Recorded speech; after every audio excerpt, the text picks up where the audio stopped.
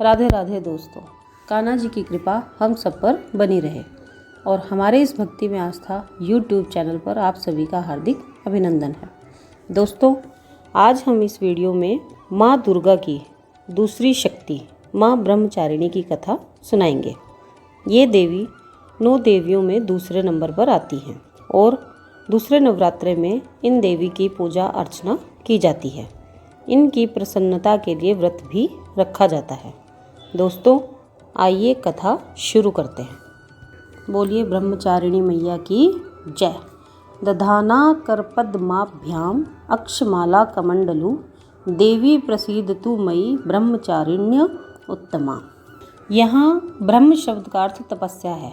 ब्रह्मचारिणी अर्थात तप की चारिणी, तप का आचरण करने वाली। कहा भी जाता है वेद सततम तपो ब्रह्म। वेद, तत्व और तप ब्रह्म शब्द के अर्थ हैं। ब्रह्मचारिणी देवी का स्वरूप पूर्ण ज्योतिर्मय एवं अत्यंत भव्य है। इनके दाहिने हाथ में जप की माला और बाएं हाथ में कमंडल रहता है।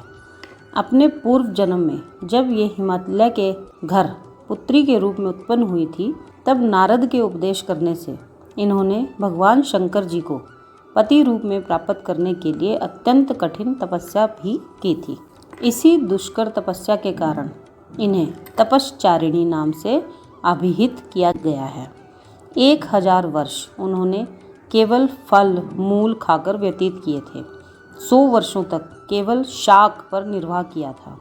कुछ दिनों तक कठिन उपवास रखते हुए खुले आकाश के नीचे वर्षा और धूप के भयानक कष्ट भी सहे। इस कठिन तपश्चर्या के पश्चात 3000 वर्षों तक केवल जमीन पर टूटकर गिरे हुए बेल पत्रों को खाकर अहर्निश भगवान शंकर जी की आराधना करती रही। इसके बाद उन्होंने सूखे बेल पत्रों को भी खाना छोड़ दिया। कई हजार वर्षों तक वह निर्जल और निराहार तपस्या करती रहीं।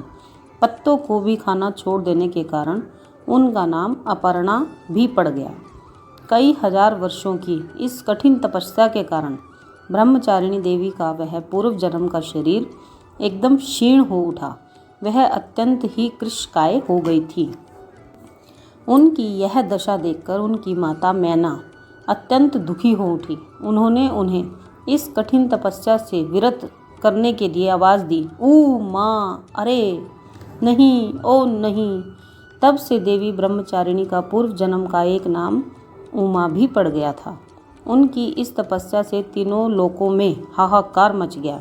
देवता, ऋषि, सिद्धगण, मुनि सभी ब्रह्मचारिणी देवी की इस तपस्या को अभूतपूर्व पुण्य कृत्य बताते हुए उनकी सराहना करने लगे।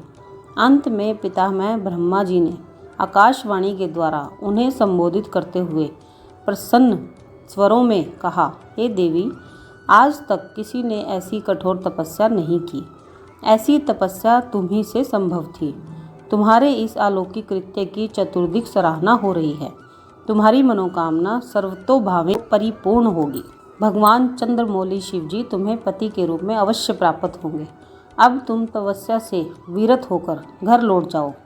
शीघ्र ही तुम्हारे पिता तुम्हें बुलाने आ रहे हैं। माँ दुर्गा जी का यह दूसरा स्वरूप भक्तों और सिद्धों को अनंत फल देने वाला है। इनकी उपासना से मनुष्य में तप, त्याग, वैराग्य, सदाचार, संयम इन सब की वृद्धि होती है। जीवन के कठिन संघर्षों में भी उसका मन कर्तव्य पथ से विचलित नहीं होता। माँ ब्रह्मचारिणी देवी की कृपा से उसे सर्वत्र सिद्धि और विजय की प्राप्ति होती है। दुर्गा पूजा के दूसरे दिन इन्हीं के स्वरूप की उपासना की जाती है।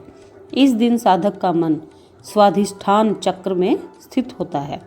इस चक्र में अवस्थित मन वाला योगी उनकी कृपा और भक्ति को प्राप्त करता है। बोलिए ब्रह्मचारिणी मैया की जय। ब्रह्मचारिणी मैया इस कथा को कहने वाले, सुनने वाले और हुंकारा भरने वाले सभी पर अपनी कृपा बरसाए रखें और अपने श्री चरणों में जगह देके रखें। इन्हीं शुभकामनाओं के साथ आप सबको मेरी राधे राधे। दोस्तों, आपसे रिक्वेस्ट है कि आप हमारे इस चैनल को लाइक, शेयर और सब्सक्राइब कर दीजिए और साथ ही बेल आइकन भी प्रेस कर दीजिए ताकि हमारी हर नई वीडियो की नोटिफिकेशन आप सबको मिलती रहे। राधे राधे दोस्तों, जय श्री कृष्णा, जय माता दी।